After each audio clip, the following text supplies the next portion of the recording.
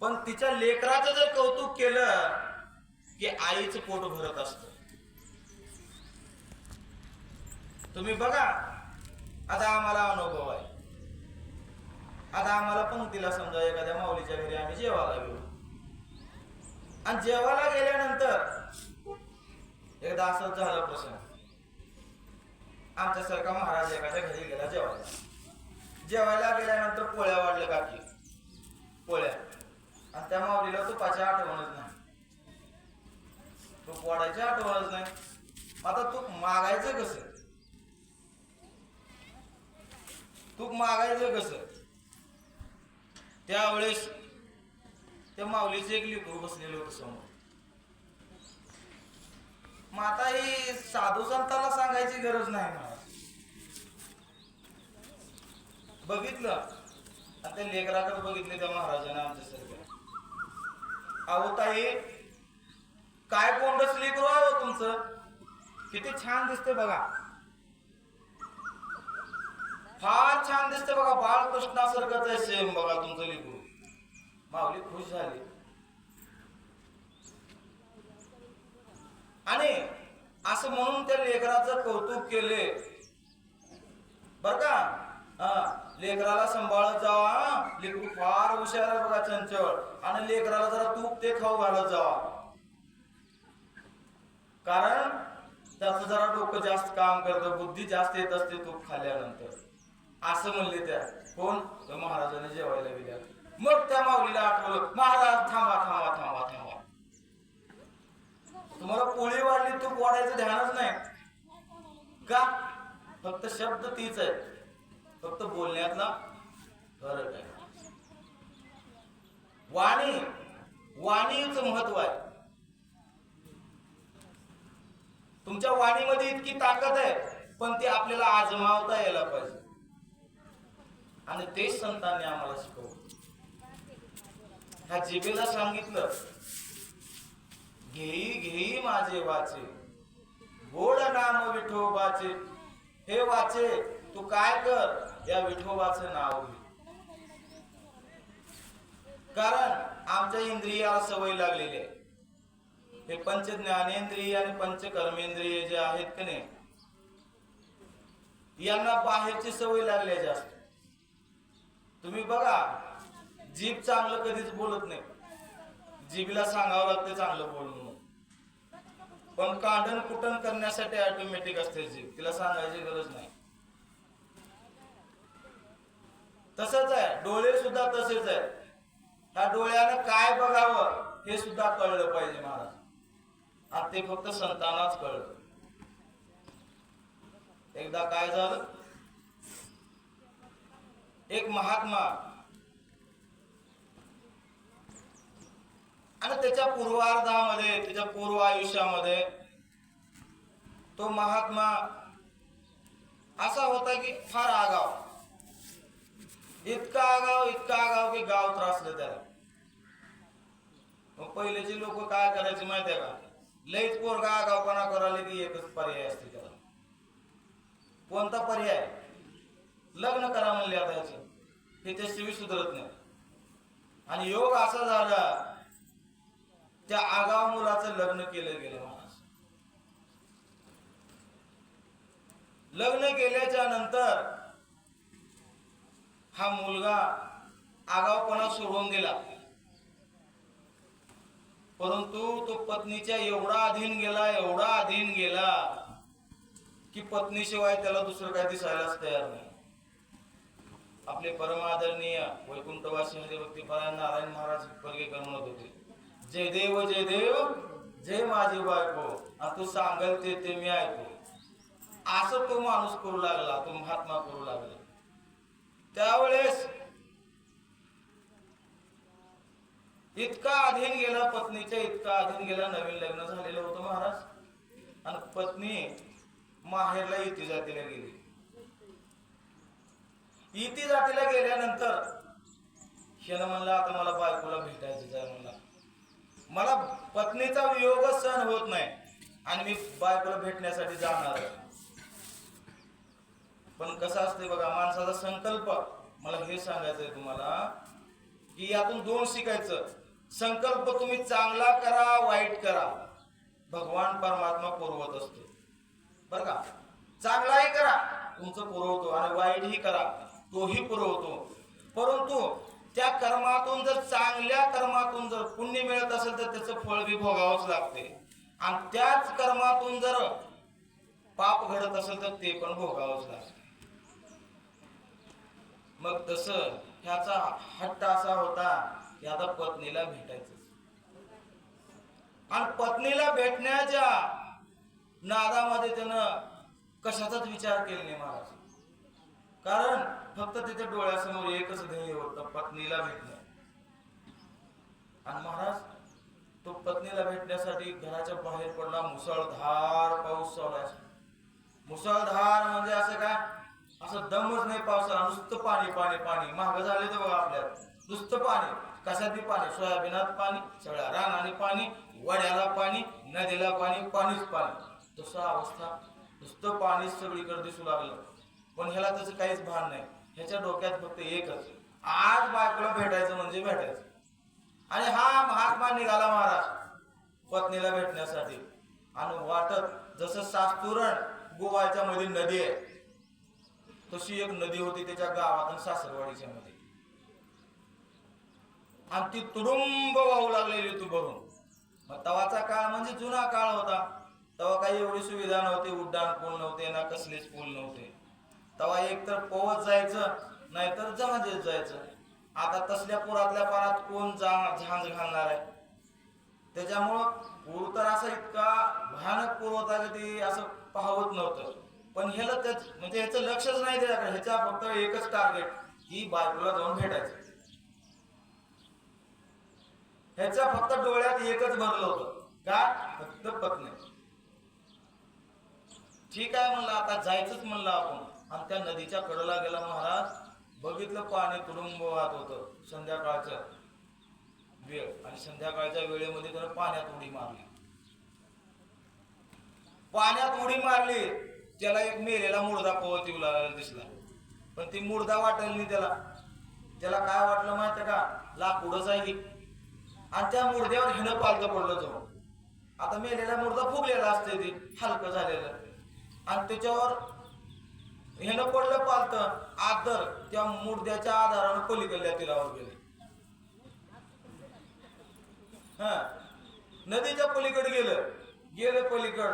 आणि सासरवाडीत निघाला. सासरवाडीचं घर हुडकीत निघाला. आणि योगायोग त्या पावसात त्यानं गेलं सासरवाडीच्या घराकडे त्या सासऱ्याच्या.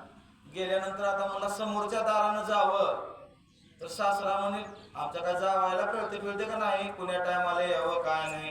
हे का टाइम आहे का असल्या पावसात यायचं, काय गटोडा असेल. अजून 4 दिवस झाले आमच्या पोरीला आणून, त्याने लगेच माग आले असं सासरा म्हणेल म्हणलं. त्याने विचार केला मनामध्ये आणि त्याने म्हणलं आता समोरल्या दारानं जायचंच नाही. मग त्यानं पर्याय काढला, आता आपण काय करू, खिडकीतून जायचं म्हणलं. आणि त्याचं सासरवाडीतलं जे घर होतं सासऱ्याचं 2 मजली होतं. आणि त्याला माहित होतं की दुसऱ्या मजल्यावर आपली बायको राहते. हे ना आता त्या दुसऱ्या मजल्यावर जायचं मला खिडकीतून. आणि निघाला महाराज तिकडं मागल्या बाजूने गेले खिडकीच्या जवळ. भला मोठा साप त्या खिडकीतून खाली लोळत पडलेला होता. कशामुळं, पाऊस चालू होतं, थंडाव्याला पडत होती साप. ह्याला वाटलंय बायकोनं मला बघितले आणि मला वर येण्यासाठी सोलच टाकले दोरीच टाकले म्हणले ना. त्या सापाला धरून वर गेले. वरी गेला, उडी मारलं आणि मग बघितलं तो साप. जाऊ द्या म्हणला, कसं का असं आता वर आलो. त्याची पत्नी झोपलेली होती मला.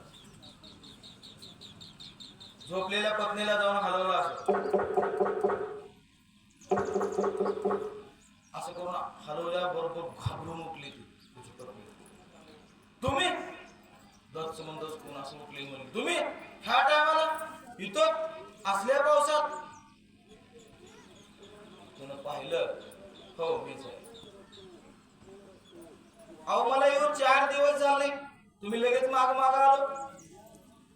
तुम्हाला काय आहे का नाही, कळते का नाही तुम्हाला, एवढी काय घाई होती तुम्हाला माझ्याकडे यायचे. अहो एवढा माझ्यासाठी अट्टहास करत तुम्ही आलात, एवढा जर तुम्ही त्या भगवंतासाठी प्रभू रामचंद्रासाठी जर केला असता तर देव तुमच्या समोर येऊन उभा टाकला असता. इथंच बोध झाला मला. खरा म्हणला तू. त्यांची दृष्टी बदलली लगेच आणि त्याच वेळेस संकल्प केला की आजपासून या संसाराला तिलांजलीच म्हणा. बस तू सांगितली चांगलं केलं म्हणून लगेच भगवंताच्या शोधामध्ये निघाले महाराज आणि गुरुकडून अनुग्रह घेतला महाराज आणि भगवंताचं चिंतन चालू केलं. आणि तेच महात्मा म्हणजे संत तुळशीदास महाराज. त्या तुळशीदासानं परत तुळशी रामायणाची निर्मिती केली जे काव्य रूपानं आहे.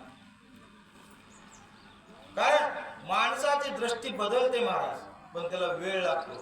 कधी कोणता झटका कोणाला लागेल काय सांगता येत नाही. आणि हा झटका लागण्यासाठीच हा परमार्थ. पण काय कायला कसं माहितीये का, किती बी झटके लागू द्या काय सुधरत नाहीत. त्याला म्हणायचं मूळचा स्वभाव जाईना आणि येळकोट म्हणता राहीना. मग त्याचा उद्धार होऊ शकत नाही. मग यासाठी हे दृष्टी बदलण्यासाठी संत वाङ्मय आहे. कारण दृष्टी बदलण्याची ताकदच माझ्या संतांमध्ये. आणि तेच संत सांगतात काय म्हणतात, लहानपण देगा देवा. बर लहानपण मागण्याची गरज काय? सगळेजण तर मोठेपणासाठी चालू आहे, मग संत लहानपण का मागतात? या मागचं काय कारण आहे? काय तर कारण असल्याशिवाय संत असं म्हणत नाहीत. याचं काय कारण असावं? कारण कुठलीही गोष्ट करण्यासाठी काहीतरी कुठलं कारण लागतं. त्या कारणाशिवाय कुठली गोष्ट घडत नसते. आज आपण एवढा सप्ताह करतो, या मागचं कारण काय? कशासाठी सप्ताह करतो? दत्ता महाराजाचं घर भरासाठी का आणखीन काय कमाई करासाठी? कारण हा सप्ताह जो आहे यातून फक्त एकच होतं की साधू संतांचे विचार समाजापर्यंत पोहोचण्यासाठी हा सप्ताह आहे. कमाईच करायचं म्हणल्यावर का धंदा नाही का? धंदा करायला मोकळा वेळ आहे. ज्याला परमार्थ करायचा त्याने इथे यावं. परमार्थाला धंदा करू नये. कारण संतांनी तेच सांगितलं. कारण दिनरजनी हाची धंदा, आमचा धंदा एकच आहे. दिनरजनी हाची धंदा गोविंदाचे पोवाडे, आम्ही याचा धंदा करतो. नरहरी महाराज सुद्धा सांगतात की देवा तुझा मी सोनार आणि तुझे नामाचा व्यवहार करतो आम्ही. पण कशाचा? तुझे नामाचा व्यवहार. भगवंता तुझ्या नामाचा व्यवहार आम्ही करतो.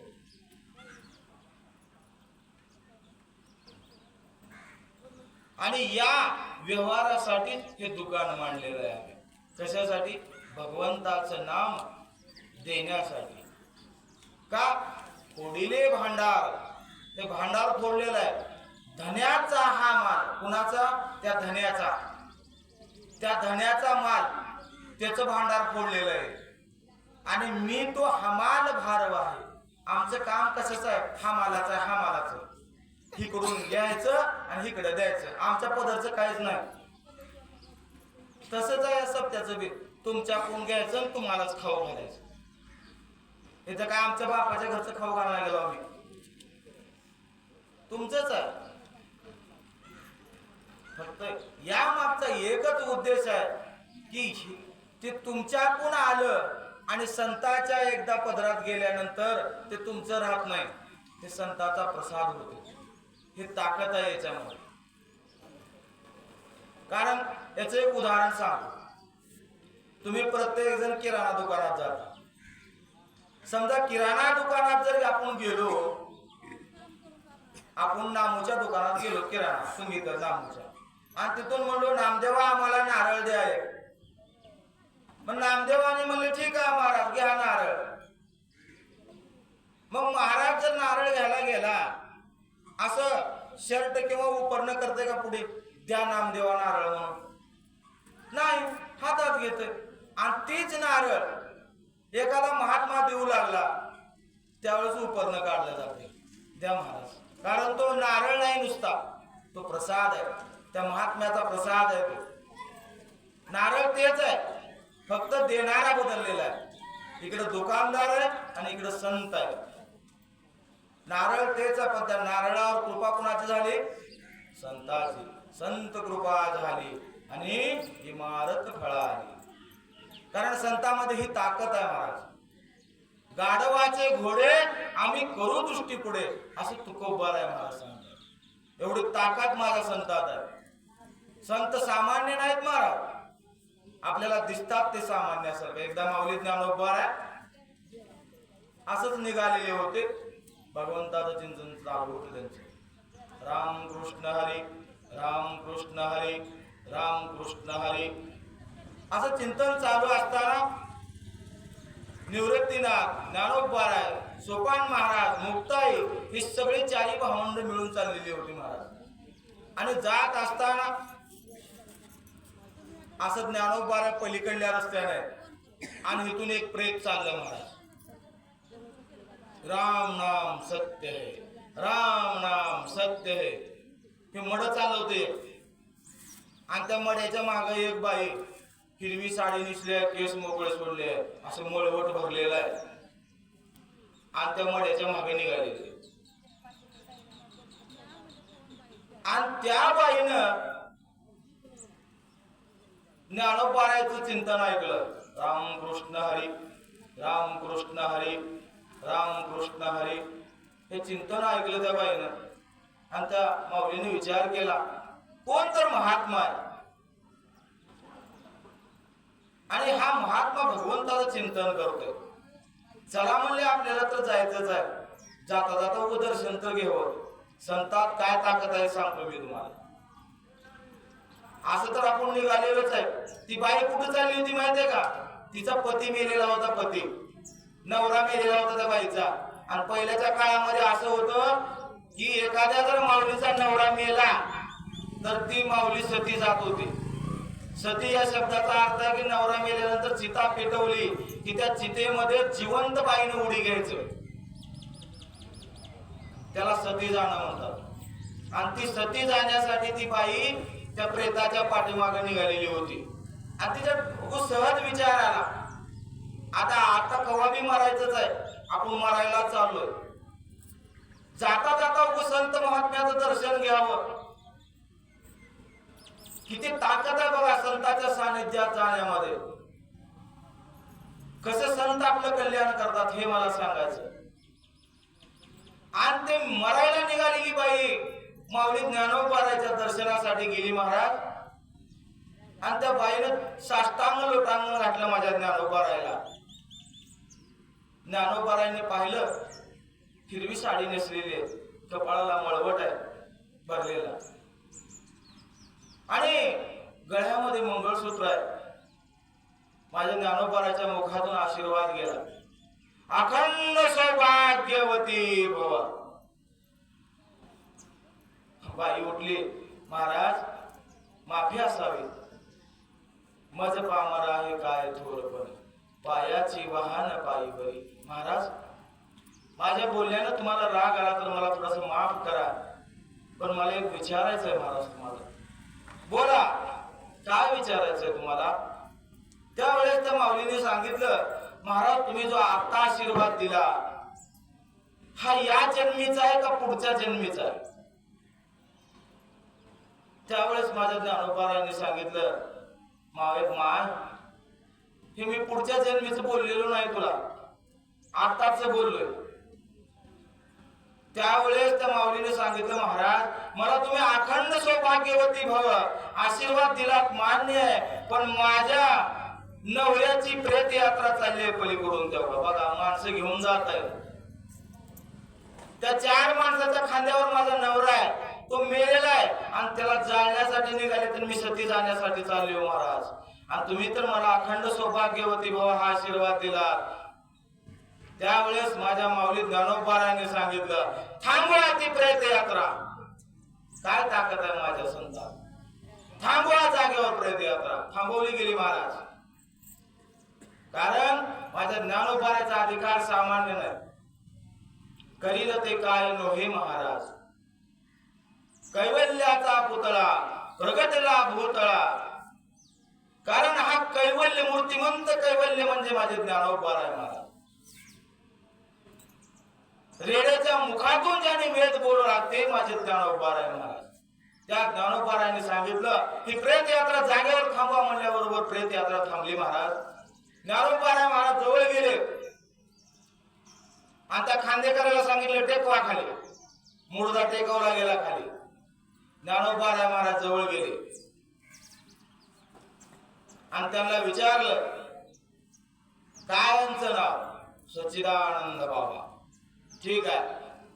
माऊलीने त्या मुर्द्याच्या कपाळावर हात ठेवला. उठा सच्चिदानंद बाबा. उठा सच्चिदानंद बाबा. उठा सच्चिदानंद बाबा. माझ्या माऊलीचा आवाज त्या मुर्द्याच्या कानावर गेल्याबरोबर तो मुर्दा जो आहे ताट म्हणून उठून बसला महाराज जाग्यावर. आणि त्यावेळेस त्या मुर्द्यानं उठल्या बरोबर तो जो मुर्दा होता तो जिवंत झाला. माझ्या ज्ञानोबाराचे पाय धरले. सांगितलं माऊली तुमच्या कृपेनं मला जीवदान मिळालेलं आहे आणि आजपासून हा देह तुम्हाला समर्पण करून टाकले या देहाचं. तसंच आहे आम्हाला सुद्धा ते कळायला पाहिजे. आम्ही कोरोनातून वाचला महाराज. कोरोनात जे मेले त्यांची हाडं सुद्धा मिळाली. कोणाचे हाडं कोण आणून काय काय केले काय कळायला मार्ग नाही. किती मेले का नाही. दवाखान्याला गेले की नुसती राखाची उलाती मागाली. अशी अवस्था झाली. साधू संतांनी सांगितलं आता तरी पुढे हाची उपदेश आणि नका करू नाश आयुष्याचा. बाबांनो आता तर पुढे मागेल झालं की झालं जग मार्या. पण पुढे तर सुधरा आता तरी पुढे हाची उपदेश आणि नका करू नाश आयुष्याचा. बाबांनो ह्या आयुष्याचा नाश करू नका. कारण 84 लक्ष योनी फिरून मानव जन्म मिळतो महाराज. आणि याच देहाला मनुष्य देहाचे निदान ज्ञाने सच्चिदानंद पदवी घेणे एवढा अधिकार नारायणे कृपावलोकने दिलेला असे. भगवंताने फक्त याच देहाला असा आशीर्वाद दिलेला आहे की त्याच नरकरणी करे तो नरका नारायण बन जात आहे. त्यासाठी नराचा नारायण व्हायचा का शैतान व्हायचा ते आपल्या हातात आहे. कारण कर्माचं स्वातंत्र्य भगवंताने आपल्याला दिलेले आहे. मग त्यासाठी विचार करा. माझे तुकोबार आहे तेच सांगतात सावध झालो सावध झालो सावध झालो सावध झालो हरीच्या आलो जागरणा. वेळेत सावध झालो. कारण वेळेत सावध होणंच गरजेचं आहे. वेळ निघून गेल्यावर सावध होऊन काय फायदा. मला सांगा आम्ही म्हणतो अरे बाबा खायचं सोडून द्या प्यायचं सोडून द्या ते पाप आहे. पण याने काय म्हणते सांगायला गेले महाराज नाही हो हे काय आमचं परमार्थ करायचं वय आहे का. मग कधी आहे दात पडल्यावर यानं खायचं सोडून देते. मग म्हणते आता खायचं सोडून दिलं. अरे बाबा तू खायचं सोडून दिलीस आता तुला दातच नाही चावायला येत नाही म्हणून आई लाजाला खायला गेलास. मग देवाला कळत नाही होय. देवाला सगळंच कळतंय. कारण मुंगीच्या पायातल्या घुंगराचा आवाज देवाला येतो. तुमच्या आमच्या येत नाही का महाराज. न जाणता तुम्हा कळो येते अंतर. भगवंताला तुमच्या अंतकरणात काय चाललंय हे सगळं कळतं महाराज. कारण चाले हे शरीर कोणाची सत्य आणि कोण बोलविते हरिवीर. भगवंताशिवाय कोण नाही. त्याच्या मर्जीशिवाय झाडाचं पान हलत नाही महाराज. बाकी तर लांबच राहिलं. कितीही प्रयत्न करू द्या. कारण हा भगवंत मारने वाला है भगवान बचाने वाला है भगवान. मारने वाला है भगवान बचाने वाला है भगवान.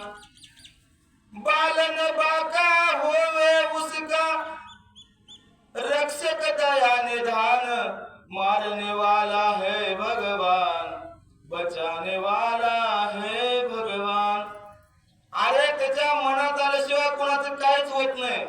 काय करायचं ते भगवंतानं करावं लागतंय, माणसानं काय होत नसतं महाराज. भगवंताच्या मर्जीशिवाय झाडाचं पान हलत नाही. बाकी तर विषय वेगळा आहे महाराज. मग तेच फक्त आणि तो भगवंत कुणाच्या अधीन आहे? माझ्या साधू संतांच्या अधीन आहे तो भगवान परमात्मा. एखाद्याला जर म्हणलं मेलेला माणूस जिवंत करण्याची ताकद फक्त माझ्या संतात. देवानं मारलं तरी बी त्याला जिवंत करावं लागते. का? संतांनी सांगितलंय महाराज. आणि तसंच झालं. ज्ञानोबारायांनी सच्चिदानंद बाबाच्या डोक्यावर हात ठेवला आणि उठा सच्चिदानंद बाबा म्हणल्याबरोबर तो मुर्दा उठला महाराज. आणि ज्ञानोबारायचे पाय धरले आणि सांगितलं, माऊली आजपासून माझा देह तुम्हाला समर्पण. आणि देहच नुसता समर्पण केला नाही, माझ्या ज्ञानोबारायांनी त्यांच्या डोक्यावर हात ठेवला सच्चिदानंद बाबाच्या आणि इतकी कृपा केली की त्या कृपेच्या अनुषंगाने त्या मुडद्याच्या हाताने लिहिलेला ग्रंथ म्हणजे हे ज्ञानेश्वरी. माझ्या माऊली ज्ञानोबारायाने ज्ञानेश्वरी लिहिली नाही, त्या मुडद्याने लिहिले, जिवंत केलेल्या त्या सच्चिदानंद बाबांना ज्ञानेश्वरी लिहिल्या. माऊलीने सांगितले ज्ञानेश्वरी वाचा. आणि ज्ञानेश्वरीच्या शेवटी आहे शके 1272 तय टीका केली ज्ञानेश्वरे. सच्चिदानंद बाबा दरे लेखकू झाला. सांगितले कोण?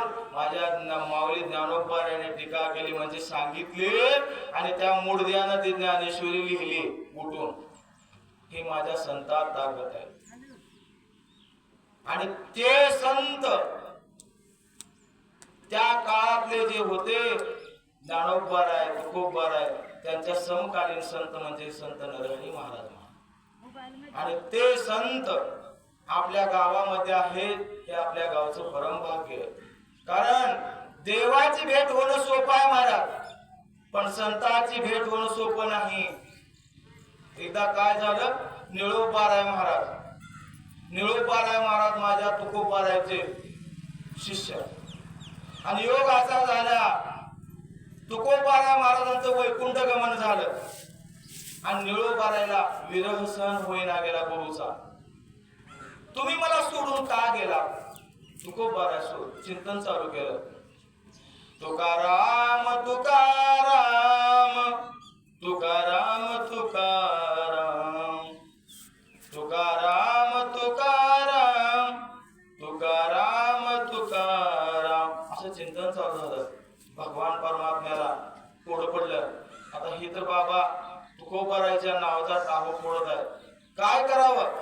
कारण या सृष्टीचा नियम आहे, एकदा इथून जर एखादी व्यक्ती गेली तर ती परत माघारी येत नाही.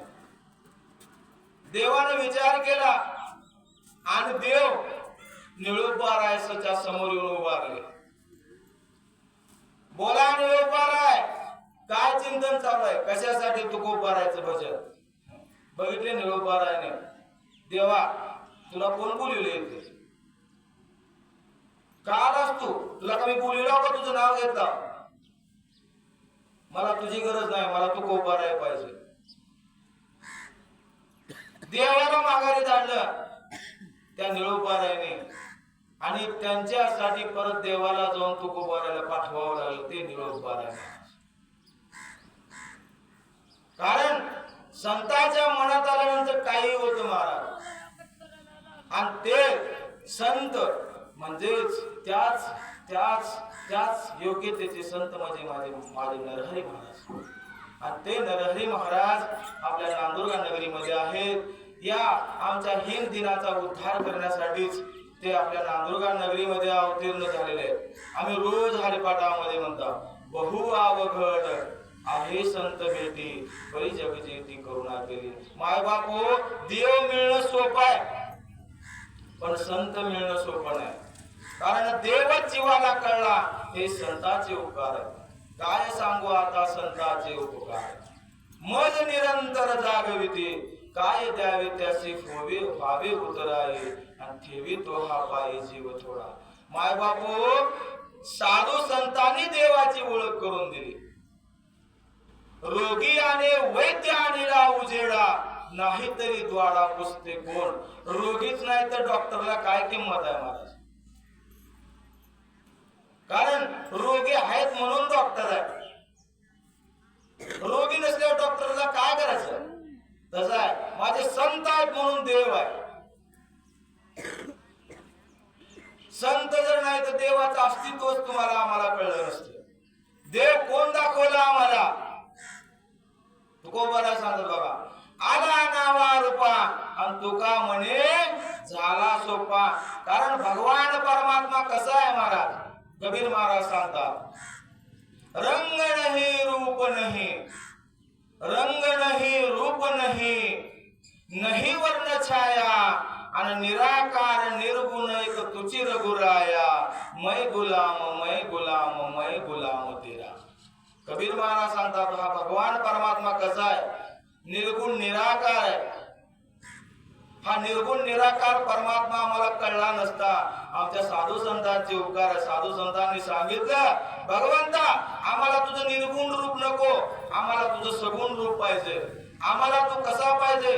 राजस सुकुमार मदनाचा पुतळा, राजस सुकुमार मदनाचा पुतळा, रवी शशिकळा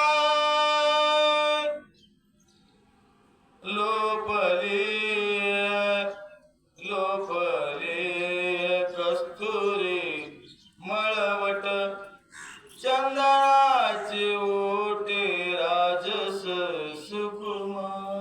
भगवंता तुझा आम्हाला असं राजस सुकुमार रूप पाहिजे. भगवंता आम्हाला तू निर्गुण कळत नाहीस. म्हणून तुकोबारायाने कुंडलिकरायाने सांगितलं, भगवंता तू त्या विटेवर थांब आणि येथील त्यांचा उद्धार कर. समचरण दृष्टी विठेवरी साजिरी, तेथे माझे हरी वृत्ती राहो. कारण त्या भगवंताकडून एकच शिकायचं. त्या भगवंतानं सम पाय ठेवलेले, समान पाय ठेवलेले.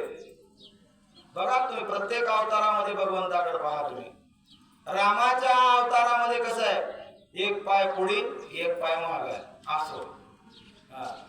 कृष्ण अवतारामध्ये देहुडा आचरण, करंगळीवर पर्वत धरलेला आहे आणि एक पाय वाकडा आहे खाली.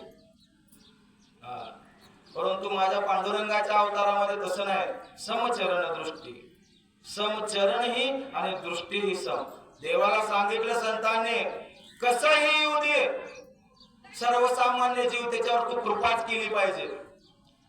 माझ्या चोखोबाराय महाराजांनी ते सांगून त्याला दौंडी देऊन सांगितलं, खट न तयारे शुद्ध होऊन जावे आणि दौंडी पिटी भावे चोखा मिळा. दौंडी पिटून सांगितलं, खट या नट या, तुम्ही कसेही या आणि तुम्ही शुद्ध होऊन जा. एवढी पात्रता माझ्या साधू संतात. प्रत्येकावर कृपा करण्यासाठीच माझा पंढरीश परमात्मा त्या विटेवर उभारलेला आहे. वाट पाहे उभा भेटीची आवडी, कृपाळ होता तडी होता वेळ. कारण फक्त पंढरपुरामध्ये देव वाट बघतो माझा भक्त कधी येईल. आणि जगामध्ये तुम्ही कुठेही जावा, जगामध्ये बोलते मी भारतातच नाही, जगामध्ये कुठेही जावा, फक्त पंढरपूर सोडला असता कुठंच भगवंताच्या चरणाला आपलं मस्तक लागत नाही. वाराणसी गया पाहिली द्वारका, परे नये तुका पंढरीचा. कारण पंढरीची बरोबरी कुठंच येत नाही.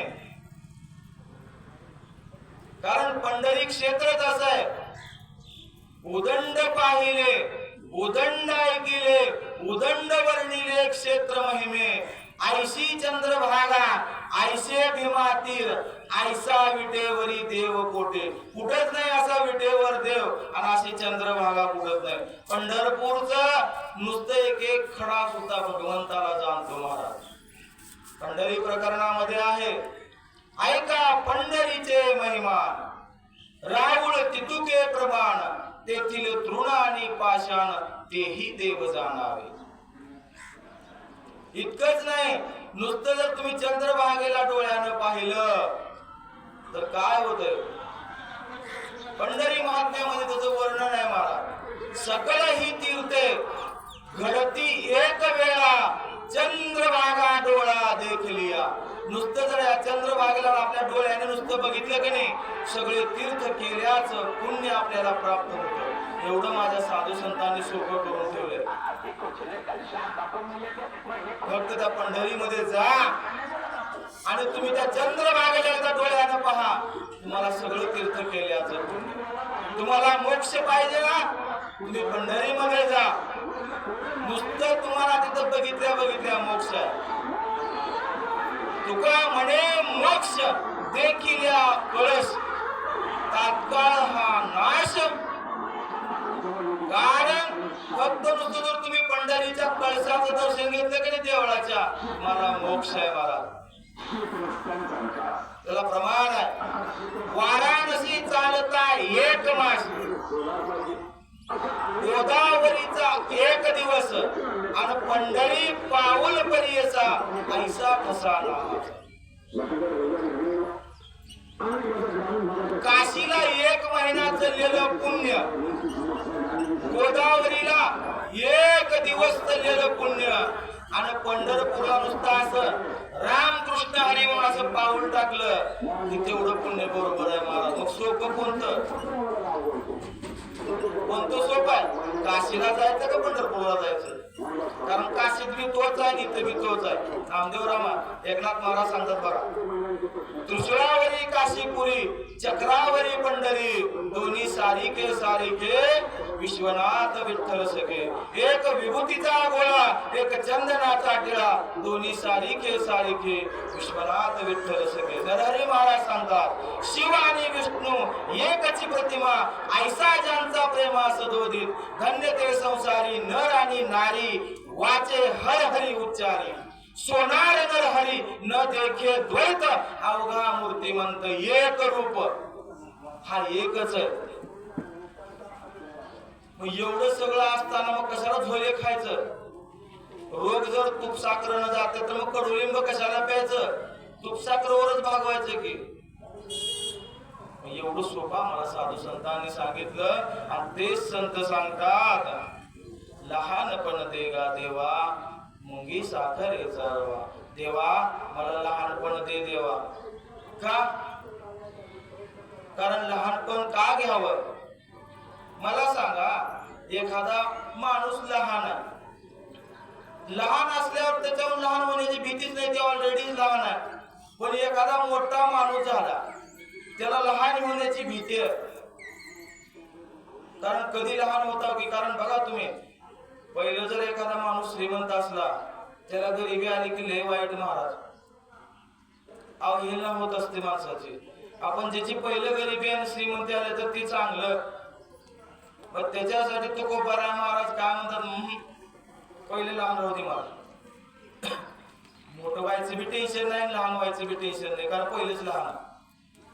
कोपारा सांगतात आपली अवस्था, आम्ही सदैव सोडके, जवळी येतात चोर धाके. आमच्या जवळ चोर सुद्धा यायला भेटे. काय येते चोर आमच्या लंगाड माणसाकडे? काय जाऊ पुढते भिके, कुत्रे घर राखते.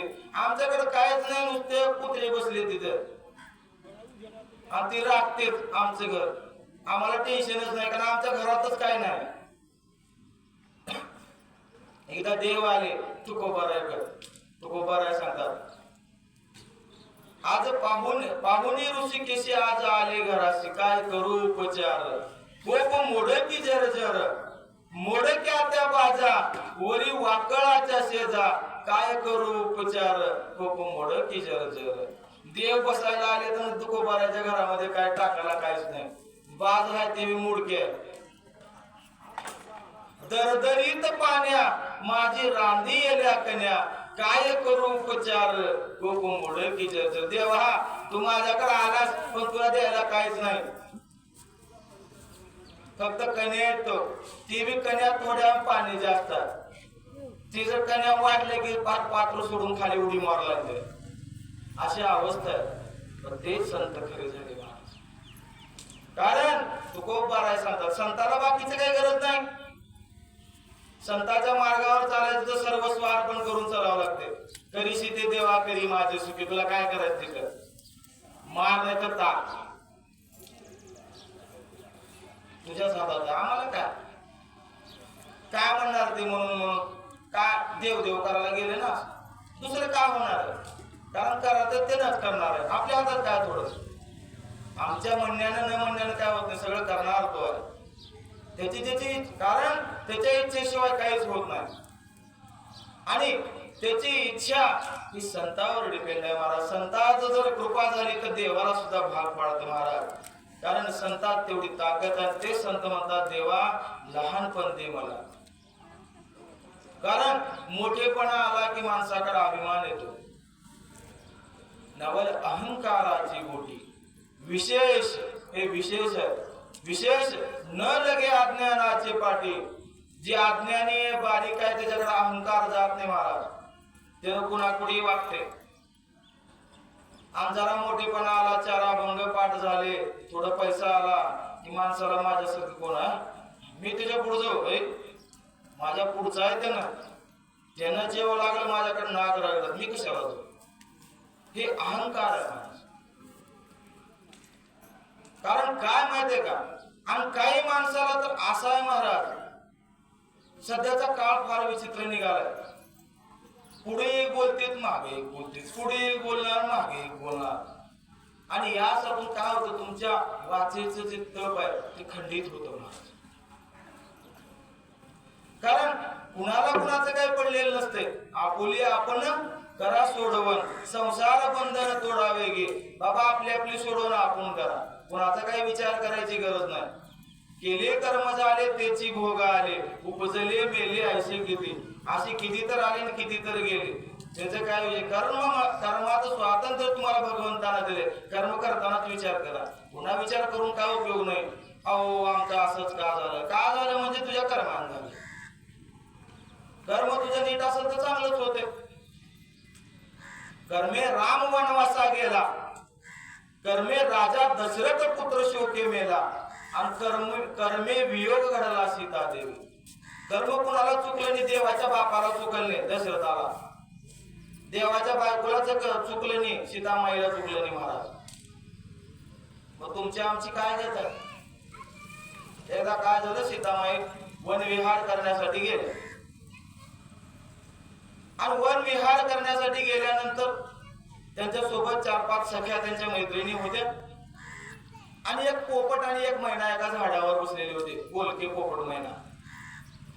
सीतामाईनं पाहिलं, आणि पाहिल्यानंतर सेवकाला आज्ञा केली, हे पोपट आणि मैना फार छान आहेत, आपल्या राजवाड्याची शोभा वाढवते, ह्यांना कैद करा घेऊन जा. राजा बोले दल हाले. आज सांगितल्या बरोबर सेवक गेले महाराज तिथं, आणि कैद करत असताना ते पोपटांना मैना म्हणू लागले, आम्हाला कैद करू नका, आम्हाला स्वतंत्र मुक्त विहार करू द्या, आम्हाला बंधनामध्ये टाकू नका. त्यावेळेस सीतामाईनं ऐकलं नाही महाराज. कारण माणसाजवळ थोडा पैसा, थोडं प्रतिष्ठा, थोडं ज्ञान आलं की अभिमान वाढते. आणि तसंच झालं महाराज. सीतामाईनं ऐकलंच नाही, आणि त्याला कैद केलं आणि राजवाड्यामध्ये घेऊन गेलं. राजवाड्यामध्ये घेऊन गेल्यानंतर ते पोपट आणि मैना फारच तिथं बी गयावया करू लागले. त्यावेळेस त्या मैनीचं ऐकलं, आणि सीतामाईने सांगितलं त्यांना राला द्या म्हणले सोडून. पोपटाला दिलं सोडून, मैना तेवढी राहिली. त्या महिन्याने श्राप दिला सीतेला, तू माझ्या नवऱ्यापासून मला विभक्त केलं, विरह झाला, तसं तुला भविष्यामध्ये तुझ्या नवऱ्यापासून तुला विरह होईल, म्हणून रामाला तिकडे जावं लागलं, आणि सीतेला तिकडे जावं लागलं, आणि रामाला इकडे राहावं लागलं. याचं कारण कर्म आहे. मला सांगा, देव होते त्यांना चुकले नाही. दशरथ का 4 पुत्र होते, 4 पोरं असून सुद्धा एक पाणी पाजवार नव्हतं का. श्रावण बाळाला त्यानं मारलेलं होतं, न जाणता, त्याला माहित नव्हतं ती माणूस आहे म्हणून. त्याने शिकारीसाठी मृगेसाठी गेल्या असताना त्याला वाटलं की शिकारच आहे, आणि ते मारल्याबरोबर त्यांना ती हरिण समजून मारलं. योगा पाणी पिते काय की एखादं निशाचर म्हणून मारल्याबरोबर ती निघालं श्रावण बाळ. आणि तिचे आई वडील अंध होते. त्यानं बघितलं त्याच्या बाणाने ह्याने गेलं, आणि त्यानं मरताना सांगितलं माझ्या आई वडिलाला तहान लागली होती आणि त्याच्यासाठी मी पाणी आणायला आलो होतो. मग त्यानं विचार केला आता ह्यानं तर मेले, तेवढं आई वडिलाला पाणी पाजवा म्हणलं. पाणी घेऊन गेला कोण? राजा दशरथ. आणि पाणी घेऊन गेल्याबरोबर नुसतं चाहूल लागली. ते श्रावण बाळाचे आई वडील अंध होते, आंधळे. त्यांना चाहूल लागले की हे आपला मुलगा नाही, हे कोणी तर दुसरंच आहे. आणि त्यावेळेस त्यांनी विचारलं कोण आहे? मी राजा दशरथ आहे. आमचा मुलगा माझ्याकडून चुकून असं झालेलं आहे. त्यावेळेस त्यांनी श्राप दिला. त्यावेळेस राजा दशरथाला लेकरच नव्हते. या घटनेमागे दोन कारण आहेत. कोणतं? की राजा दशरथाला लेकर होणार हे सिद्ध झालं त्याच्या श्रापामुळं. आणि दुसरं एक असं घडलं, म्हणजे चांगलेही घडते आणि वाईट बी घडत असते कुठल्याही पद्धतीतून. त्यांच्या म्हणण्याला सांगितले की तुला 4 मुलं होतील, पण एक बी पाणी पाजवायला राहणार नाही. तुम्हाला समजलं याच्यातून असं निष्कर्ष दोन घ्यायचे की संतांची कृपा झाल्यावर कसं असतं. त्या श्रापामागे एक आशीर्वाद होता आणि दुसरा श्राप होता. आशीर्वाद असा होता की निपुत्रिक राजा दशरथाला पुत्र होणार, 4 होणार, पण प्रसंगाला एकही राहणार नाही. तू मरते वेळी तुला पाणी पाजवायला एक सुद्धा राहणार नाही, ही श्राप. मग यासाठी आपण सुद्धा कर्म करताना प्रत्येक कर्माचा आपला हिशोब आहे. म्हणून कर्म करताना चांगले करावं, कारण कर्माचं स्वातंत्र्य. आता आपल्याला वाटतंय भलं तिकडं काय बी करताना, पण उद्या जर एकदा कर्म वसुलीवर आलं तिथं महाराज असो ना पोतराज असो ना दोघे सगळं असो काय नाही, सगळ्याला बरोबरच करतो, कारण तिथं माफी नाही. म्हणून यासाठी एखाद्या वेळेस देवाला न दिलं तर चालते, पण आपल्या कर्माला माणसानं दिलं पाहिजे. कारण कर्म तुम्ही कसं करताय लोकांना दाखवायची गरज नाही. आता आपल्यावरच घ्यायचं उदाहरण, दुसऱ्याकडे कशाला बोट करायचं? दुसऱ्याकडे एक बोट करावं तर आपल्याकडे 4 राहते. आता मी लोकाला ज्ञान सांगायचं आणि मी जर नाही नीट वागलो तर माझा बी गेमच करते देव. कारण काय माहिती का, देवाकडे कोणालाच माफी नाही. तुम्ही कर्म स्वच्छ करा, भगवान परमात्म्याकडे तुमची नोंद आहे. तुम्ही कमीत कमी प्रयत्न तर चांगले करा. प्रयत्न तर करायचा आपल्या हातातच आहे की. प्रयत्नही करणाऱ्याकडे वाळूचं सुद्धा तेल होते, पण प्रयत्न आपले तसे पाहिजे. यासाठी आणि हे प्रयत्न करत असताना आपले प्रयत्न जे आहे ते प्रामाणिक पाहिजे. आणि हे प्रयत्न करत असताना आपल्यामध्ये अभिमान येऊ देऊ नका. यासाठी आपण लहानपण घेतलं पाहिजे. आणि तेच माझे तुकोबरा महाराज सांगतात, लहानपण देगा देवा मुंगी साखरेचा रवा, ऐरावत रत्न थोर त्याशी अंकुशाचा मार. बाबा हत्ती किती मोठा आहे हत्ती, पण त्या हत्तीला आकळण्याचं सामर्थ्य कशात आहे? अंकुश हा हत्तीच्या गंडस्थळावर धरला असं हे केला जातो. त्या हत्ती जो पाळणारा असतो का नाही, तो तिथे गंडस्थळावर ते अंकुश लावल्याबरोबर तसला मोठा हत्ती सुद्धा आकळतो. म्हणून तुकोबारा सांगतात की ऐरावत रत्न थोर त्याशी अंकुशाचा मार. आणि बाबा इतकंच नाही, नुसतं मोठेपण आम्ही का लहानपणा मागितला, मोठं व्हायला गेलं की यातना लय येतात. जया अंगी मोठेपण तया यातना कठीण. तुम्ही मोठं व्हायला गेला की तुम्हाला यातना होणार. लोक नाव ठेवणारच. तुम्ही कसे बी वागा, तुम्ही डोळे झाकून चाला, लोक म्हणणार अभिमानी. याला रस्त्याची माणसं दिसत आहेत, खाली मुंडी घालून जाते डोळे झाकून, माजलंय म्हणणार. डोळे उडे ठेवून जावा असं इकडे बघा. काय नाही, नजर बेकार आहे ह्याची. कहीं पे निगाहे कहीं पे निशाणा म्हणणार. इतकंच नाही, तुम्ही असं जरा तैट हिंडा. लय माजल्याने कोराले ऊर काढून हिंडले म्हणते. लय कोमेजून चला काय नाही जिरली सगळी म्हणते त्याची. म्हणजे तुम्ही कसंही वागा समाज तुम्हाला नावच ठेवते. मग यासाठी एकच करायचं संतांनी सांगितले, ऐकावे जनाचे करावे मनाचे. फक्त तुम्ही काय करा, तुमचे कर्माचं जे स्वातंत्र्य दिले त्या स्वातंत्र्यानुसार कर्म चांगले करा, देव तुम्हाला करणार. माणसाला काहीच होत नसते. हमारे चाहने से ना चाहने से क्या होता है, वही होता है जो मंजूर खुदा किंवा भगवान किंवा देव. भगवंताला जे मान्य आहे तेच होणार आहे. भगवंताशिवाय काहीच नाही. सांगतात भगवंत, म्या बोलविल्या वेद बोले. मी बोलवल्याशिवाय वेद बोलत नाही. मी चालविल्या सूर्य चाले. मी चालवल्याशिवाय हा सूर्य चालत नाही. हे दिवस रात्र हे माझ्या आज्ञेनं होतं. हा सूर्य इकडला इकडं इकडला इकडं माझ्या आज्ञेनं होतो. जगा ते चालित आम्ही, हा जगाला मी चालवतो. कारण हा भगवंताशिवाय या सृष्टीचं संचलन होत नाही महाराज. मग बाकीचा विचार सोडून द्या. म्हणून तुकोबराय सांगतात, जया अंगी मोठेपण तया यातना कठीण. बाबांनो, मोठेपणा तुम्हाला जर चांगला मान मिळू लागला, कारण अन्न मान धन हे तो प्रारब्ध आहे. एखाद्याकडे श्रीमंती आहे, ती श्रीमंती कशामुळे? त्याचं पहिलेच काहीतरी प्रारब्ध बलवत्तर आहे. प्रारब्ध कशावर आहे? आपल्या कर्मावर आहे. म्हणून कर्म चांगले करा, तुमचं प्रारब्ध चांगलं आहे. आणि तुमचं प्रारब्ध जर चांगलं झालं तर तुमचं भविष्य चांगलं आहे. म्हणून सगळे जर मेन कशावर आहे तर कर्मावर आहे. म्हणून कर्म हे माणसाने चांगले केले पाहिजेत. आणि यासाठी तुकोबराय महाराज सांगतात की मला मोठेपणा का नको. मोठेपणा घ्यायला गेले की त्याच्या माग फार आवड आहे. जयांगी मोठेपण तया यातना कठीण. कारण मोठेपणा आला की जिम्मेदारी वाढली महाराज. मला सांगा, एखादा आमच्यासारखा महाराज समोरच्या एखाद्या व्यक्तीने जर मला शिवी दिली, समजा मला शिवी दिली, तर मी त्याला शिवी दिल्यानंतर एखाद्या चांगल्या महात्म्यानं जर पाहिलं तर तो काय म्हणते, त्या समोरच्याला एक काय कळत नाही दत्ता महाराज तुम्ही तर महाराज आहो की, ही शब्द असतो. म्हणजे सांगायचं तात्पर्य असं आहे की ज्याच्यावर जिम्मेदारी असते त्या माणसाने नीट वागावं लागते पहिले.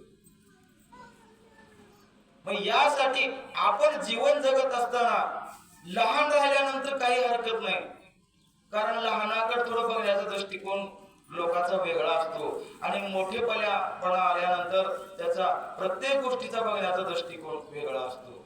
कारण मोठेपणाच्या मागे एक जिम्मेदारी असते. म्हणून तुकोबराय सांगतात की जया अंगी मोठेपण तया यातना कठीण. लोकांचं बरस बोलून घ्यावं लागते महाराज. तुकोबरायला बोलून घ्यावं लागलं. ज्या तुकोबरायने 4000 अभंगाचा गाथा लिहिला त्या तुकोबराय महाराजाला कोण महाराज म्हणत नव्हतं, एवढं तुक्या म्हणत होते. आम्हाला त्यांचे 2 अभंग पाठ झाले की लोक महाराज म्हणत. मग विचार करा, त्या महात्म्याला तसं बोलले. माझ्या ज्ञानोबा राहिला तर का, ज्या आज इंद्रायणीला आम्ही जाऊन आंघोळ करतो आणि पवित्र म्हणतो तिथे जाऊन ज्ञानोबाराचे पाय लागले, त्या इंद्रायणीचं पाणी घेऊ देत नव्हते माझ्या ज्ञानोबारायला. इतकंच नाही, भाकर भाजण्यासाठी मांडा भाजण्यासाठी साधं खापर दिलं नाही. आणि तेच आज त्यांचा उदो उदो करते. म्हणजे वेळ बदलते, वेळ प्रत्येकाची बदलते, फक्त संयम ठेवला पाहिजे. संयम महत्वाचा. एकदा तुमचा संयम टाळला, एक इंग्रजीमध्ये एक म्हण आहे, tolerance is the most important in the man's life. सहनशीलता ही माणसाच्या जीवनामध्ये फार महत्वाचे आहे. सहन करायला शिकलं पाहिजे माणसाने. आणि एकदा जर तुम्हाला सहन करायला आलं, संपलं माणूस. मग काय नाही, आनंदाचे डोही आनंद दिलो. कारण कसं इतकंच नाही, माऊली सांगतात बघा, अवघी चित्र लोक आनंदाचे आता चरणी जगन्नाथा चित्त केली. मग काय आनंदच आहे. त्यासाठी सहन करणं महत्वाचं आहे. म्हणून तुकोबराय महाराज सांगतात, तुका म्हणे बरवे जाण आणि व्हावे लहाना होई लहान. बाबांनो, यासाठी मला मोठेपण नको. कारण मोठेपण म्हणल्यानंतर फार जिम्मेदारी येत असते. म्हणून मला लहान राहू द्या. आणि लहानपणाच ही माझ्यासाठी योग्य आहे. मी लहान जीव आहे. कारण एवढे मन एवढं तुकोबाराचं अंतकरण कळवळ्यानं सांगतं महाराज. कारण मोठी परा आला की जिम्मेदारी वाढते आणि ही जिम्मेदारी सांभाळण्यासाठी सुद्धा अंतकरण मोठं लागतं. संतांवर आघात करणाऱ्यावर सुद्धा कृपा केली हे अधिकार संतांचा आहे. कारण उपकार्यावर उपकार करणं हा सर्वसामान्य जीव काय करतो? एखाद्यानं जर आपल्याला चांगलं बोललं तरच चांगलं बोलतो, पण माझ्या साधू संतांचं तसं नाही. अपकार्यावर सुद्धा उपकार करणं हा संतांचा बाण आहे. एखाद्यानं समोरच्याला आघातानं बोललं, आघातानं काही केलं तर त्याच्यावर सुद्धा कृपा करणं हा संतांचा बाण आहे महाराज. म्हणून संत होणं सोपं नाही, संतांच्या मार्गावर चालणं सोपं नाही. भरपूर तुम्हाला अडथळे येणार, ती काळ्या दगडावरची पांढरी रेघ आहे, पण त्या अडथळ्यावर मात करून आपण त्यातून मार्ग काढला पाहिजे, संयम ढोळ दिला नाही पाहिजे. म्हणून तुकोबाराय महाराज सांगतात की तुका म्हणे बरवे जा, मला मोठच करू नको देवा, असं जाऊ दे बारक. तुका म्हणे बरवे जाण पावे लहाना होणी लहान. म्हणून भगवंतानं हा जो नरदेह दिलेला आहे, हा 84 लक्ष योनी करून हा पाप आणि पुण्य जेव्हा बरोबर होतं तेव्हा हा देह जन्माला येतो महाराज. पाप पुण्य करून जन्मा येतो प्राणी आणि नरदेहा येऊन हानी केली. म्हणून हा नरदेहाला येऊन हानी करायची नाही, आम्हाला याचा फायदा करून घ्यायचा आहे. कारण माझे माऊली ज्ञानोबा सांगतात बघा, या नरदेहाला एक वरदान आहे. कोणतं? बुद्धीचे वैभव अन्य नाही तुझे, एका केशवराजे सगळे सिद्धी. बाबांनो, हे बुद्धीचं वैभव माझ्या भगवंताने फक्त या मानवाला दिलेलं आहे. म्हणून या बुद्धीचा चांगला वापर करा, या बुद्धीला चांगल्या ठिकाणी लावा. पैसा तुमच्याकडे आहे तर सत्कार्याला लावा, कारण चांगल्याकडे पैसा गेल्यानंतर चांगल्याच कार्याला लावत असतं, वाईटाकडे पैसा गेल्यानंतर वाईट कामाला लावत असतं. यासाठी आपण वाईटातून चांगल्या मार्गात कसे यावं याच बघा. कारण वाम मार्गाला नेणारे सगळेच आहेत, वाईट मार्गाला नेणारे भरपूर आहेत, तर चांगल्या मार्गाला नेणारे कमी आहेत, ते फक्त संतच आहेत. म्हणून संतांच्या मार्गावर चला, कारण मार्ग दावून गेले आधी दयानिधी संत, ते आम्हाला मार्ग दावून गेलेले. कोण? साधू संतांनी. कारण तुकोबाराय सांगतात बघा, आम्ही वैकुंठवासी आलो याची कारणाशी. आम्ही कशासाठी आलो तिथं? बोलिले जे ऋषी साच भावे वर्ताया. जे ऋषी मुनींनी मार्ग दाखवला का नाही, ते बोलून दाखवण्यासाठी नाही, साच भावे वर्ताया. वर्ताया म्हणजे आम्ही वागून दाखवण्यासाठी आलो. झाडू संतांचे मार्ग आडराने भरले जग. हे जग जे आहे की नाही आडरानानं भरलेलं आहे, विचारानं भरकटलेलं आहे. त्यासाठी आम्ही त्यांचे अंधकार रूपी घाण झाडण्यासाठी आलोय. आम्ही झाडू संतांचे मार्ग आदराने भरले जग. आणि उचिष्टाचा भाग शेष उरला तो शिव. जे उचिष्ट आहे माझ्या साधू संतांचं, ते आम्ही सेवन करण्यासाठी आलेलो आहोत. कारण ह्या जगाला उद्धाराचा मार्ग दाखवण्यासाठी आम्ही आलेलो आहोत, असं माझे तुकोबाराय महाराज साधू संत सांगतात. म्हणून या मार्गावर टिकण्यासाठी फक्त एकच गोष्ट आहे, ती म्हणजे आपण लहान होऊन जगलं पाहिजे. तुका म्हणे बरवे जाण पावे लहाना होणे लहान. आणि अशा प्रकारे आपण सुद्धा लहान होऊया आणि साधू संतांच्या माग आपण एक लढीवाळ म्हणून जाऊया. कारण एकदा जर आपण लढीवाळपणानं गेलं, संत आपल्याला उचलून घेतील. मग काय नाही महाराज, भागली या मज वाहतील कडिये आणि त्यांची आणि जोडे सर्व सुख. आपण दमून घेऊन भागून गेल्यानंतर मग आपल्याला कडेला उचलून घेणार आहेत ताकद कोण? नरहरी महाराज, ज्ञानोबाराय, तुकोबाराय. आणि एकदा आपल्याला काकद घेतलं की मग उचलले की संपलं महाराज. मग भगवंतापर्यंत आपल्याला ते नेऊन पोहोचवणार आहे. कारण संतच आहे की एकमेव आपल्याला भगवंतापर्यंत घेऊन जाऊ शकतात. म्हणून त्यांच्या आपल्याला काकाला जाऊन बसायचे आहे. भागली या मज वाहतील कडिये त्यांची आणि जोडी सर्व सुख. आणि एकदा भगवंताजवळ आम्हाला संतांनी नेलं की मग सुखच सुख आहे महाराज. कारण सर्व सुखाचे आगर म्हणे नरहरी सोनार. सर्व सुखाचे आगर बाप रखुमा देवीवर. सर्व सुखाचे आगर जनी म्हणे शारंगधर. एकदा भगवंताजवळ गेलं की सुखरूप आयसा तुझा कोणी सांगा आणि माझ्या पांडुरंगा सारे गाजो. भगवंताशिवाय दुसरा सुखरूप कोणीच नाही आणि त्या सुखरूप भगवंताकडे तुम्हा आम्हाला नेणारे हे संत आहेत. म्हणून या संतांचा उत्सव आपल्याला करायचा आहे आणि प्रतिवर्षाप्रमाणे याही वर्षी तुमचं सहकार्य न मागता फारच चांगलं होत आहे आणि त्यामुळं कार्य हे निर्विघ्न पार पाडणार आहे. संतांची कृपा भगवंताचा आशीर्वाद आपल्यावर आहेच आणि तो राहणार ही काळ्या दगडावरची पांढरी रेघ आहे. आणि याच ठिकाणी अशी साधू संतांनी भगवंतांनी आपल्यावर कृपादृष्टी करावी ही त्यांच्या चरणी प्रार्थना करतो. आणि श्रोते, तुम्ही महेशाच्या मूर्ती ही सेवा तुमच्या पांडुरंग परमात्म्याच्या श्री मल्लिकार्जुन महादेव जे नरहरी महाराजांच्या बाजूला आहेत त्यांच्या आणि नरहरी महाराजांच्या तुमच्या ज्ञानोबराय तुकोबराय माऊलीच्या सर्वांच्या चरणी समर्पित करून सेवेला पूर्ण विना पुंडलिक वरदा हरी विठ्ठल श्री ज्ञानदेव पंढरीनाथ भगवान की जय. माऊली ज्ञानेश्वर महाराज की जय. जगद्गुरु तुकाराम महाराज की जय. संत शिरोमणी नरहरी महाराज मारुती महाराज की जय. पार्वतीपते शिव हर हर महादेव. पुंडलिक वरदा हरी विठ्ठल श्री ज्ञानदेव तुकाराम. सर्वांना विनंती आहे, चहा झालेला आहे, चहा घेऊनच मग जागा सोडायची आहे.